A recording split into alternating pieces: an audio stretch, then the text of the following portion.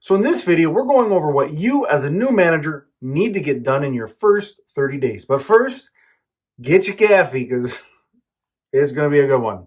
Welcome to the channel Leadership with Mike. On this channel, I help managers become leaders, and I do that with no nonsense sense, if that makes any sense.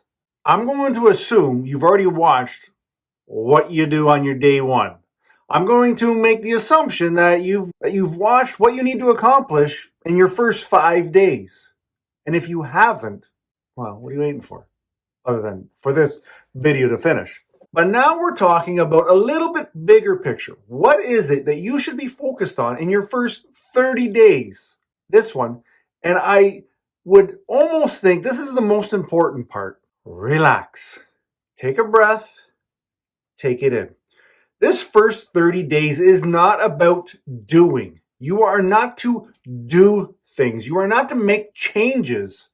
You're to relax, breathe, and take in as much information as you can from what you see, from what you hear, how things are working, how things aren't working. Just take everything in. That's the job you've got. Okay, that's the end of the video. Nah, don't click off. It's not the end of the video. Next, what you need to do is you need to make sure that you've scheduled a little bit of me time.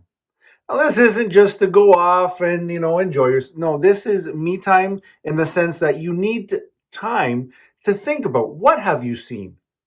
How are things working? What exactly is your job? Who exactly is reporting to you? Who are you reporting to? What stakeholders are really interested in your role and how you perform? What other departments do you kind of interconnect with? Because you're going to need to think about the people that you need to meet and greet. So this me time is just to kind of create your own schedule outside of your work schedule, but inside of your work day as to how do you move forward. Next, similar to in the 5 days being a new manager, you're going to want to make sure you're communicating with your boss. Make sure you're getting clarification as to what your role is.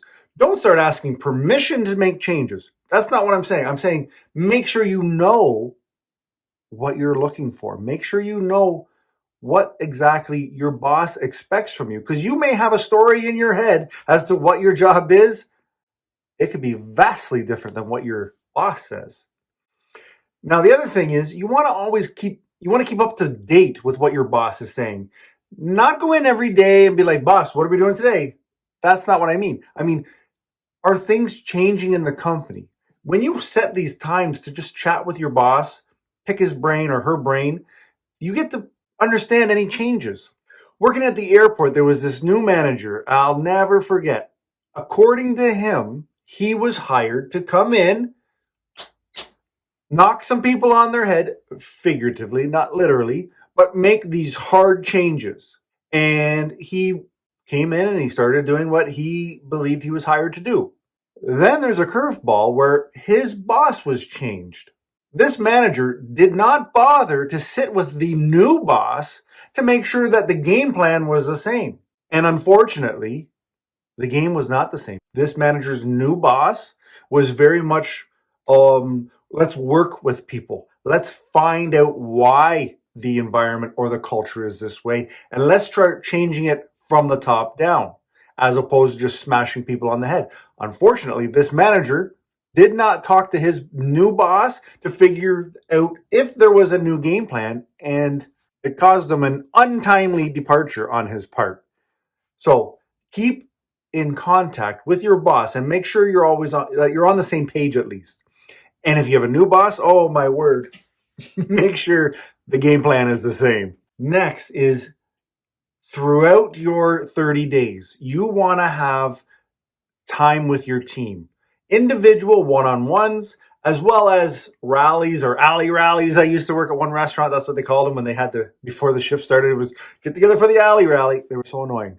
Don't make your meetings annoying. Now, as a new manager, this might be something that you're a little bit afraid of because it's new faces. Or what I think might be worse is it's faces that you used to be peers with, but now they look to you like, okay, boss, what do you got?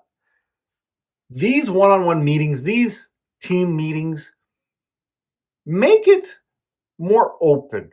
Try to understand what their concerns is. Because keep in mind, as much as you may be nervous and afraid of how the team's going to accept you, and they're equally as scared of you as you might be of them. Because think about it. They're worried, what's this new manager going to change? What new policies is he going to bring? Like, I've been doing this for so long, and I'm so comfortable in how I present things or how I provide information. But what if the process changes? So they're going to have a lot of concerns about you.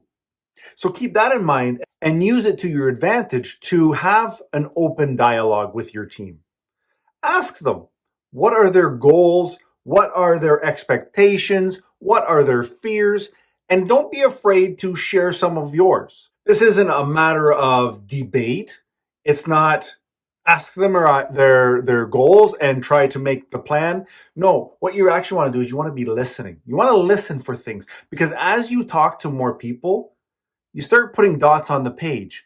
And the longer you're in on your 30 days, you can start to connect these dots. You can start to see underlying problems that everybody's kind of dealing with. You can see where things could improve. You could see where things are actually going very well. You can see what brings joy to people. You can see how you can bring value to your team. So listening is the main part that you need to do on this. Next, you're going to want to chat with your peers.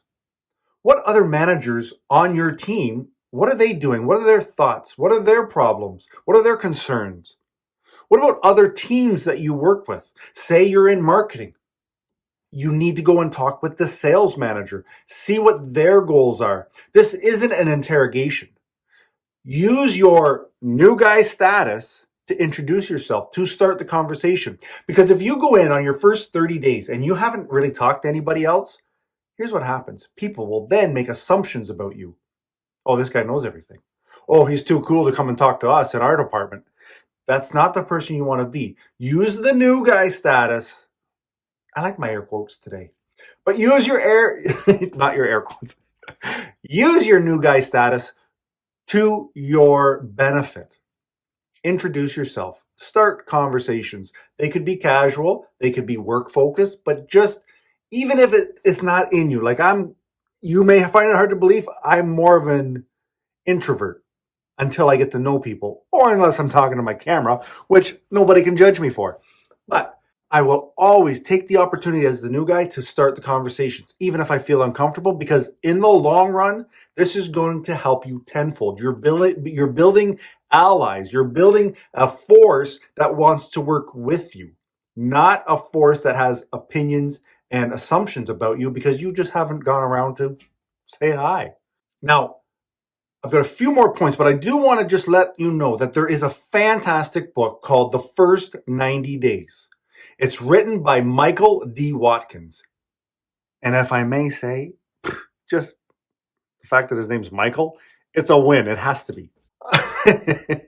All joking aside, it's a great book to plan out your first 90 days at a new workstation, a new promotion, a new whatever you want to call it, position, just to help if you are less on the video and you need to read things. This is a book you're going to want to look at. And I can do you one better.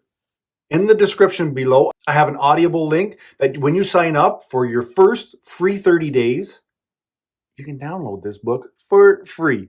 That said, let's go back. We got to talk about what's the next step. So your next step is when you have your alone time, your me time, start thinking about what your plan is for your first 90 days. This is where you're going to want to start setting goals for yourself. You're not necessarily implementing, you're still on that listen and learn phase, but what is it that after 90 days you want to accomplish? Is there a process that isn't working? Is there a small win that for the team that makes you look like a hero, but really benefits your team members? These are little goals that you want to set and try to figure out as you're making your way through your days, through your weeks, talking with different people in different departments. Start seeing how you can move pieces around so that you're accomplishing your goals, showing your boss these wins. More importantly, in my opinion, showing your team the wins that they are getting with you at the helm. Next thing you want to do is you want to make sure that you're doing checkbacks. So on the first day, the first week, you're meeting people. Things are probably going in and out of your head very quick because there's a lot to take in. Circle back. When you've met somebody, when you've talked to your team, when you've talked to different departments, a few days, a few weeks, circle back. Make sure you keep the conversation going. Make sure you keep the openness and your people knowing that you're there to learn and to listen and to contribute. Keep that line of communication open because that is going to help you set your goals and accomplish them. A lot of people like to think, I can do this, put the weight on my shoulders and I'll carry the team. That is not how you get things done. It may work in the short term, but in the long term, it's building the trust and building relationships that's going to catapult you and your team to new heights. Not this, I got this on my shoulders and I'll take all the responsibility and everybody just get out of my way. Build your team. Start that in your first 30 days. Now, when you're doing all of this, what you're trying to do is make sure that as a manager, as a new leader, you're trying to see the big picture. You're trying to, without putting too much pressure on anyone or yourself, you're trying to see what your team needs, what your boss needs, what your stakeholders needs, what your corporation needs. You just want to try and see how you as an individual can help all of these people. And it can be done. It may not be easy. And, people may say, you're not going to change this place.